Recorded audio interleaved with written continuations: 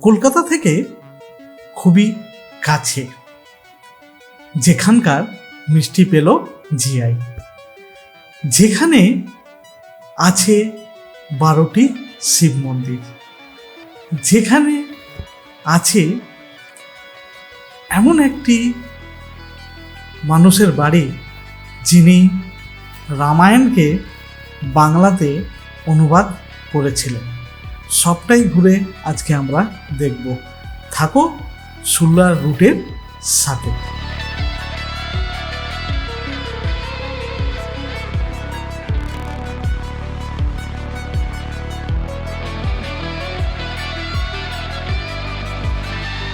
তো বন্ধুরা, তোমরা আসবে কি করে? হাওড়া থেকে যে কোনো লোকাল ট্রেন, মিন্স বর্ধমান কড লাইনের যে ট্রেনটা আছে, ওই ট্রেনে চেপে আসতে হবে জোনাই রোড স্টেশনে। ভাড়া হচ্ছে 10 টাকা। তো আমরা ট্রেনে চেপে এসে নামলাম জনাইতে। কিন্তু বন্ধুরা, আজ কিন্তু আমরা জনাই যাচ্ছি না, আজ আমরা যাব জনাইয়ের পাশের গ্রাম বাক্সাতে। এবার প্রশ্ন তোমরা ভাবতেই পারো, জায়গাটির নাম জনাই কেন? অনেকে অনেক রকম মত আছে। কেউ বলে জনের আই, তার থেকে জনাই। আবার অনেকে বলে অনেক জন আসতো, তার থেকে হলো জনাই। জনাই নিয়ে আমাদের একটি ভিডিও করা আছে, তোমরা না দেখলে অবশ্যই দেখে নিও। আর যারা এখনও চ্যানেলটিকে সাবস্ক্রাইব করোনি, তাড়াতাড়ি চ্যানেলটিকে সাবস্ক্রাইব করে নাও। চলো বাক্সা।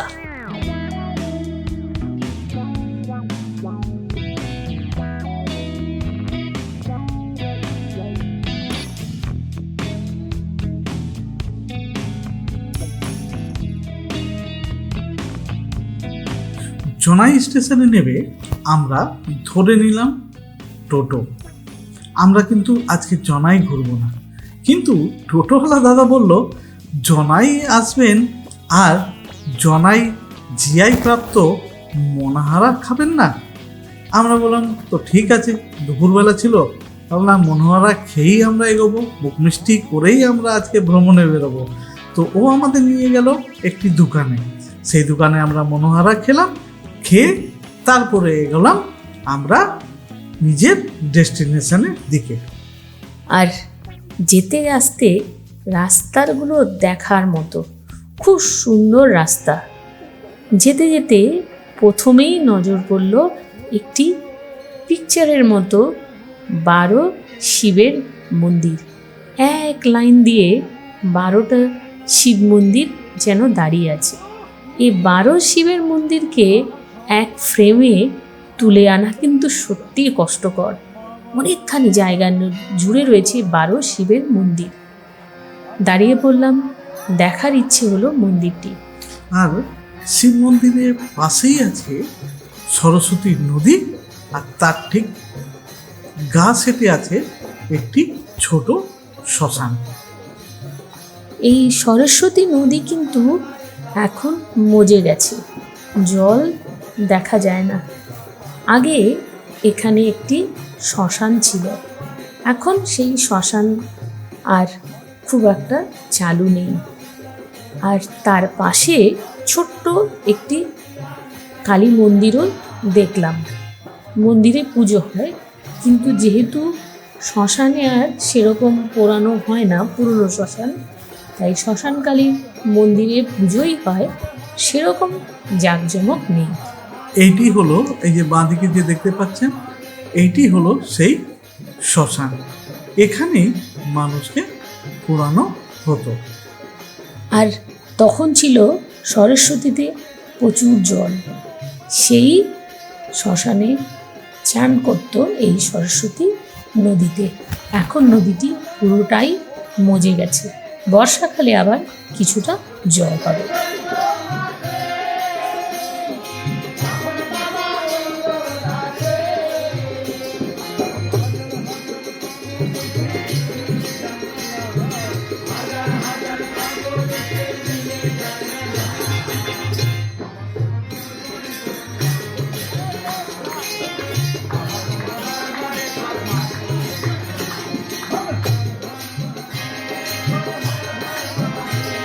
পুরো জায়গাটি ছিল মিত্র পরিবারদের এই জায়গার অংশ। সরস্বতী নদীর তীরেই খুব সুন্দর করে তৈরি হয়েছিল এই মন্দির প্রাঙ্গণটি। আর চৈত্র মাসের শিবের যখন নীলের উপোস হয় তখন এখানে খুব জাঁকজমক করে বিশাল বড় মেলাও বসে। আর মেলা বসবেই না কেন, মন্দির প্রাঙ্গণটা তো বিশাল বড় প্রাঙ্গণ। এই মন্দিরগুলো নির্মাণ করেছিলেন বাক্সার এক ধনী দেওয়ান ভবানী চরণ মিত্র। আজ থেকে প্রায় 250 বছর আগে 1789 সালে নির্মাণ করেছিলেন এই মন্দিরগুলো। এই মন্দিরের ভেতরে যে শিবলিঙ্গগুলো দেখা যায় প্রত্যেকটি কিন্তু কালো কোষ্ঠী পাথরে তৈরি। আরেকটি কথা তোমাদের বলি, মন্দিরের দেয়ালে কিন্তু আগে ছিল টেরাকোটার কাজ, যেগুলো রেনোভেশন করতে গিয়ে পুরোটাই নষ্ট হয়ে গেছে। এখন আর টেরাকোটার কাজ দেখা যায় না, হয়তো কিছু একটু আধটু এখানে ওখানে ছড়িয়ে ছিটিয়ে থাকতে পারে। এবার আমরা আবার যাব বাক্সার নতুন কিছু দেখতে।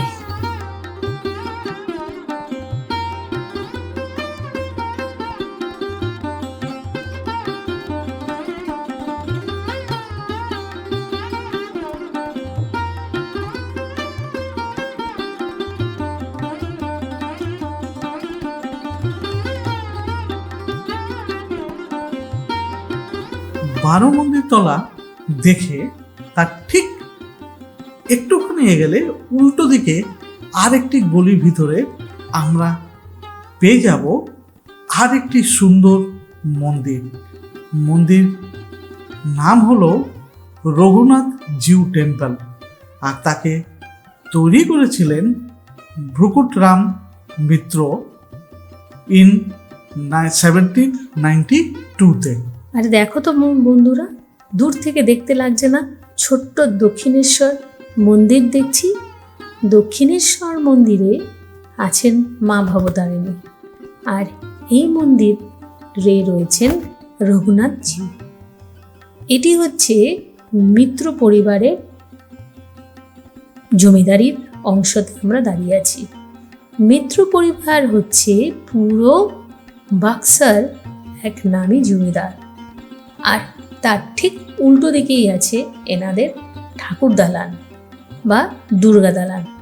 রঘুনাথ জিউ হচ্ছে ওনাদের গৃহদেবতা, আর দুর্গা পুজো হয়ও এখানে প্রতি বছর জাঁকজমক করে। আমরা আগেরবার দেখেছিলাম জনাইতে দুর্গা পুজোয়, ভাবো তো একটা বাড়ি ছেড়ে আর একটা বাড়িতেই দুর্গা পুজোর সময় কত আনন্দ।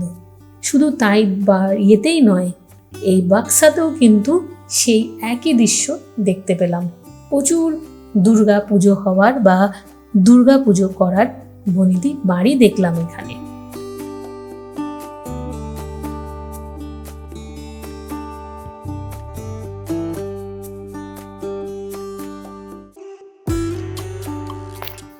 বন্ধুরা, আমরা এখন চলে এসেছি বাক্সাতে। আর বাক্সাতে এখন যেখানে দাঁড়িয়ে আছি এটি হলো মিত্র পরিবারের ঠাকুরবাড়ি। আমরা এখন দাঁড়িয়ে আছি মিত্র পরিবারের ঠাকুরবাড়ির ভেতরে। এই মন্দিরে একবার এসেছিলেন রানী রাসমণি। দেখে নিন এই মন্দিরটি।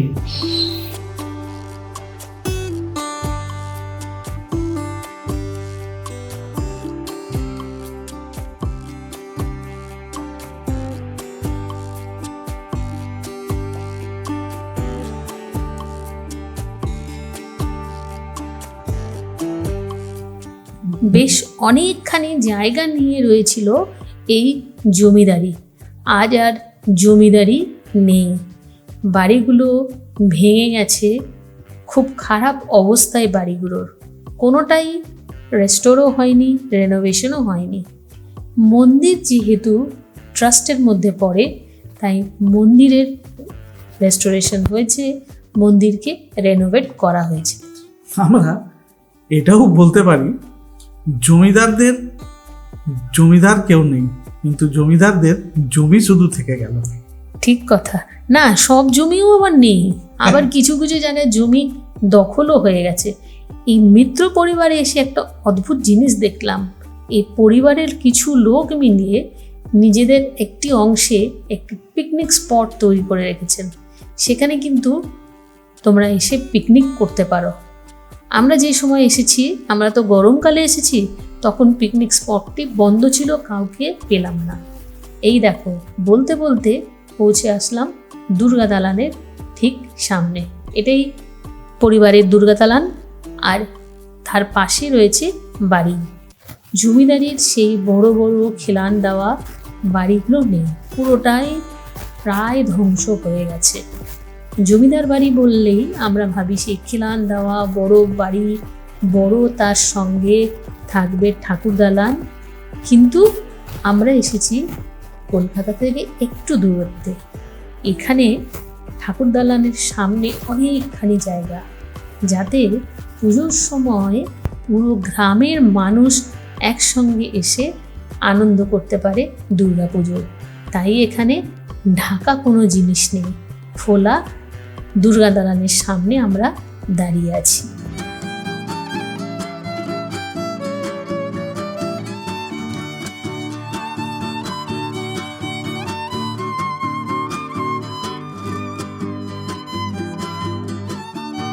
আমরা বেরিয়ে পড়লাম রঘুনাথ জিউ টেম্পল থেকে, আর ঠিক বেরোতেই রাস্তায় উপরে আমরা ডান দিকে দেখতে পেলাম জোড়া শিব মন্দির, একটুখানি এগোলে আরেকটি শিব মন্দির। এখানে কত যে শিব মন্দির আছে কাউন্ট করা খুবই মুশকিল। আর প্রত্যেকটি মন্দির কিন্তু আটচালা স্টাইলে তৈরি, আর তার সঙ্গে রয়েছে অল্প কিছু টেরাকোটা কাজ। আর তার মধ্যে অনেকেই জানেন না মন্দিরগুলো কবে নির্মাণ হয়েছিল। আরেকটি কথা, মন্দিরের কিন্তু পুজো কিন্তু রেগুলার হয়ে যাচ্ছে। হ্যাঁ, এই যা সরু রাস্তা থেকে আমরা যাচ্ছি, মনে হচ্ছে জঙ্গল সাফারি করতে বেরিয়েছি। খুব ভালো লাগবে কিন্তু এই গরমের সময় বিকেলবেলা এসে, সবে বর্ষা এসছে, এইভাবে ঘুরতে ভালো লাগবে, একটা হেরিটেজ ট্যুর হয়ে যাবে। আর বলতে বলতে আমরা পৌঁছে গেলাম আমাদের থার্ড ডেস্টিনেশন সামনে। এটি হচ্ছে শ্রী কালীপ্রসন্ন সিংহের পৈতৃক বাড়ি। কালীপ্রসন্ন সিংহ, যিনি বাংলায় রামায়ণ অনুবাদ করেছিলেন, এটি হচ্ছে ওনার পৈতৃক বাড়ি। আজ বাড়ির কিছু আর সেরকম নেই, তবে এ বাড়িতেও কিন্তু আজও দুর্গাপুজো হয়। দুর্গাপুজোর সময় তখন আমরা বলেছিলাম তোমাদের, জনাই একটা দারুণ হেরিটেজ স্পট হতে পারে, 2 ঘন্টার জন্য ঘুরে নিতে পারবে জনাই। আর ঠিক তেমনি জনাই যদি তাই হয়, জনাইয়ের যমজ তো বাক্সা, তাই বাক্সাও কিন্তু আরেকটি সুন্দর ডেস্টিনেশন হতে পারে। প্রত্যেকটি বনেদি বাড়ি বা পুরনো বাড়িতে হয় দুর্গাপুজো। কালীপ্রসন্ন সিংহের বাড়িতে আজও কিন্তু দুর্গাপুজো হয়। আর এই বাড়িতে ঢোকার উপরে আপনারা দেখতে পারবেন নহবতখানা। আজও নাকি এখানে নহবতরা বসে পুজোর আরম্ভর কথা শুনিয়ে দেয় গ্রামবাসীদের।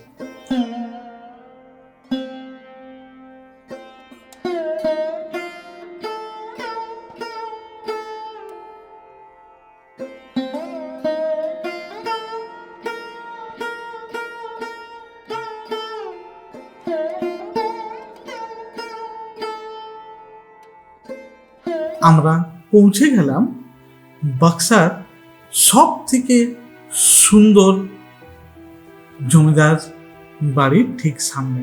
এটি হলো চৌধুরী জমিদারের বাড়ি। চৌধুরী জমিদার বাড়ি প্রায় 400 বছরের পুরনো জমিদার বাড়ি। জনাইতে যেমনি রয়েছে কালীবাবুর বাড়ি, এটি হচ্ছে বাক্সার চৌধুরী বাবুর বাড়ি।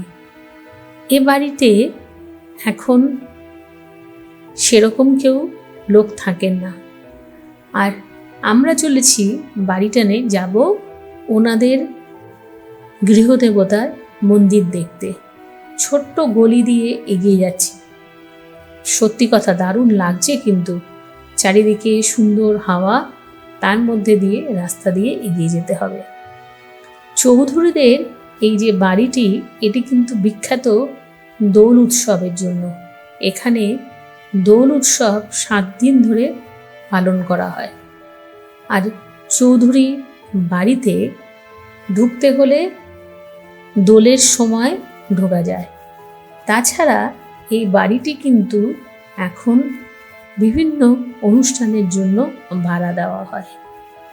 আর তার সাথে বিয়ে, যে কোনো অকেশনের জন্য বাড়িটি ভাড়া পাওয়া যায়। তাই সব সময় কিন্তু এই বাড়ির ভিতরে ঢোকা যায় না। তবে এই বাড়ির যে গৃহদেবতা রাধাকৃষ্ণ দেবের মন্দিরের ভেতরে কিন্তু খোলা থাকে। টাইমিং দেখে ঢুকতে হবে। সকাল 12:30 থেকে 1টার মধ্যে আসলে তোমরা এই মন্দিরের ভেতরে ঢুকতে পারবে।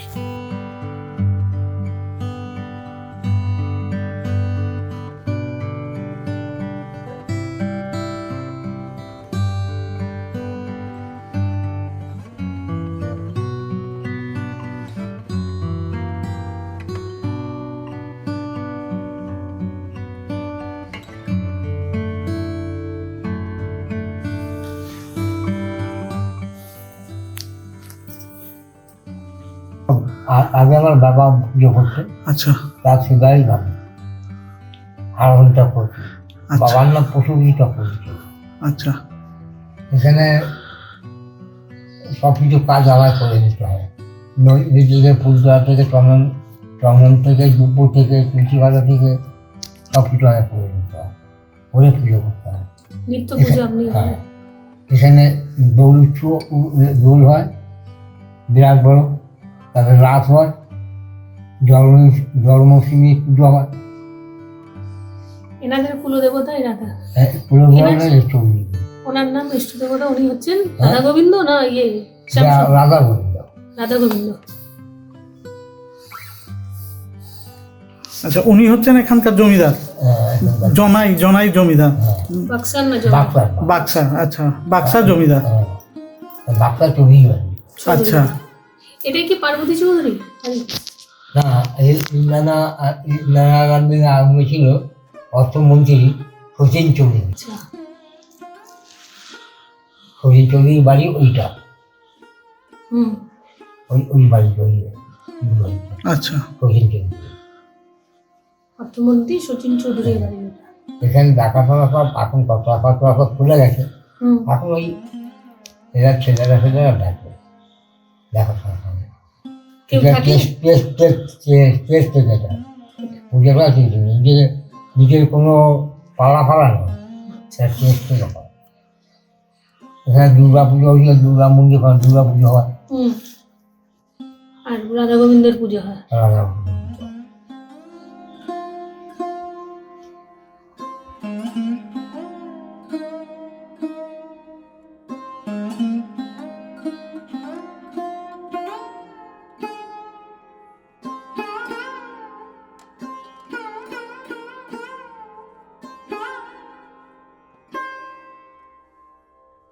এটি হচ্ছে চৌধুরী জমিদার বাড়ির ঠাকুর দালান।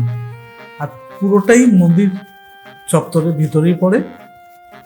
আর পুজোর সময় এখানে ধুমধাম করে পুজো করা হয়, বা পুজো দেখতেও বিদেশ থেকে লোকরা আসে এখানে। আর এমনি সময় এটা বিয়ের বাড়ির জন্য ভাড়াও দেওয়া হয়।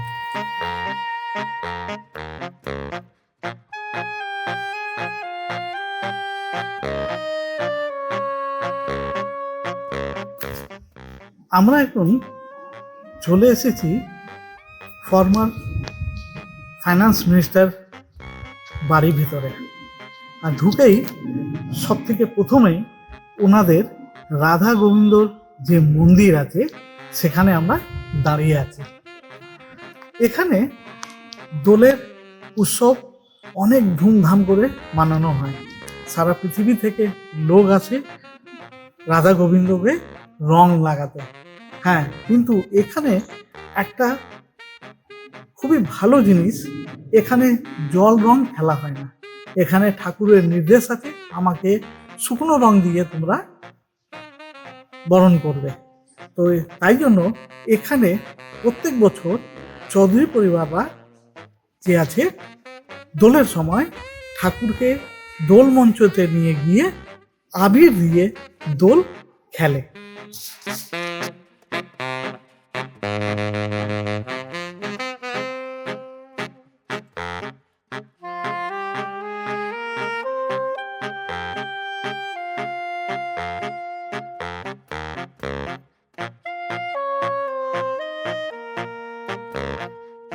এখন আমরা চলে আসলাম চৌধুরী বাবুদের বড় পুকুরের সামনে।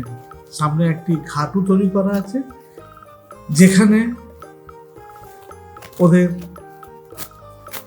ঠাকুর বা অন্য কোনো অনুষ্ঠান বা ঠাকুরের জল, মন্দিরের জন্য জল সব এই ঘাট থেকেই নিয়ে যাওয়া হয়।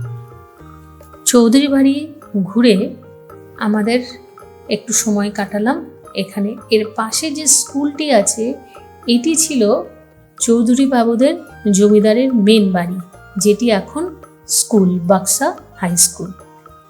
এইবার আমরা যাচ্ছি বাক্সার একটি জাগ্রত মা কালী মন্দির দেখতে।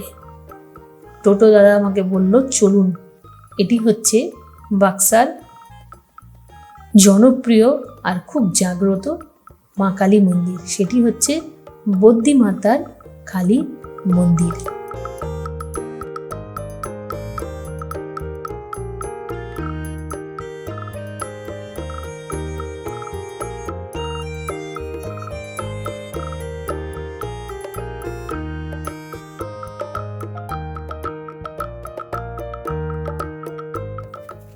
বদ্যি মাতার মন্দিরে পুজো দিতে হলে আসতে হবে সন্ধেবেলা বা সকাল 12টার মধ্যে।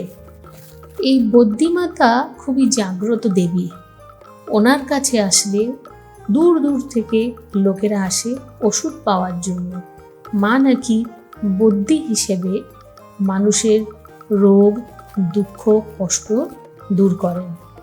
আবার শোনা যায়, অনেকে বলেন মা বদ্যি মাতা তিনি নাকি রোজ মন্দির থেকে বেরিয়ে সামনে একটি পুকুর আছে, সেখানে স্নান করে আবার ফিরে আসেন। আশেপাশের অনেক মানুষই এরকম কথা বলে।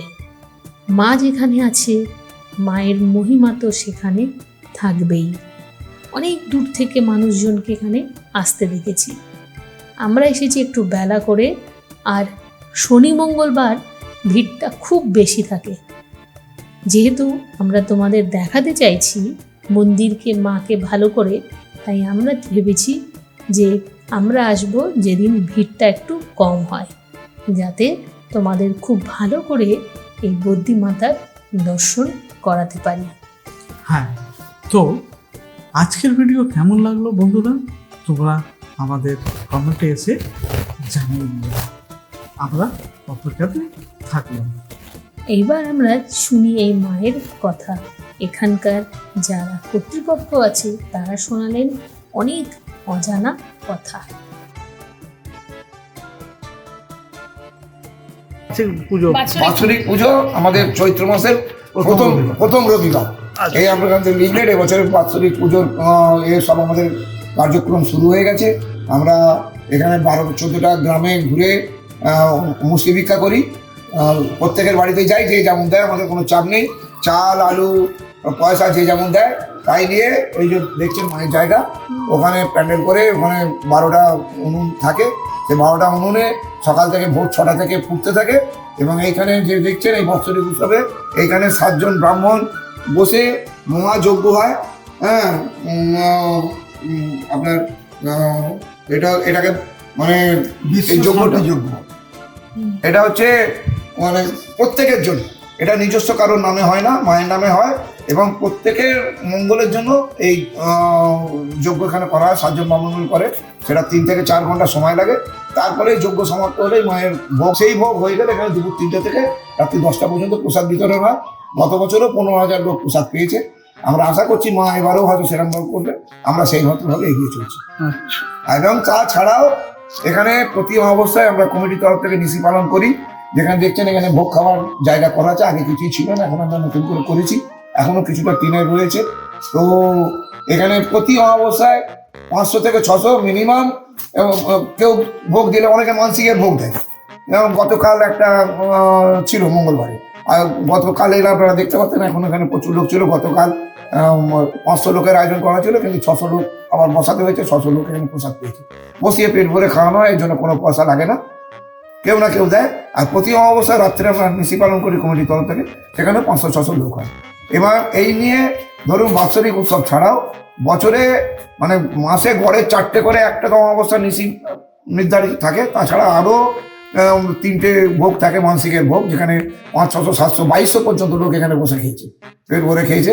তো মাসে 4টে করে ধরে নিন একটা অমাবস্যা নিয়ে, আমাদের বছরে 48টা 50টা ভোগ এরকম হয়, এবং কখনো কখনো তার থেকে বেশিও হয়। মায়ের কৃপায় মা যেরকমভাবে নিয়ে আসে সেরকমভাবে হয়।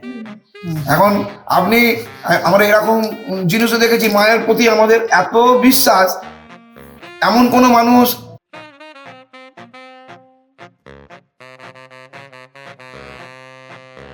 আজকের মতো এইটুকুই। অপেক্ষা করো বন্ধুরা, আমরা তোমাদের জন্য খুব ইন্টারেস্টিং একটি জায়গা, একটি অজানা জায়গা নিয়ে আসতে চলেছি খুব শীঘ্রই। আজকের মতো টাটা বাই, দেখা হবে, ভালো থেকো।